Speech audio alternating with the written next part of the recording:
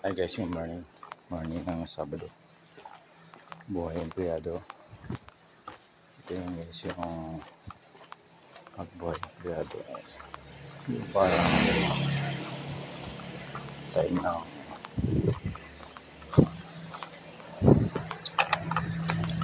na bago pa lang empleyado ay itong time na adjustment para i-adapt yung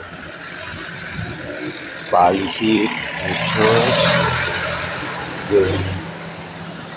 yung mag-a-adjust sa mga new member o new kasamaan sa trabaho para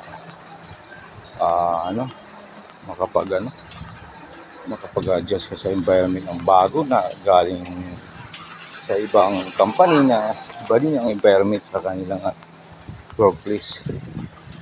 Ibig sabihin guys na na-hired ka na, wala kang adjustment na gagawin. Meron po guys.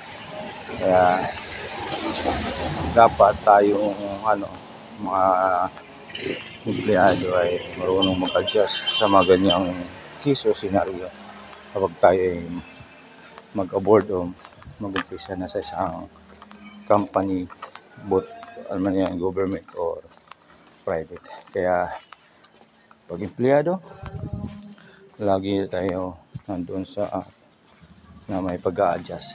Kaya enjoy lang natin.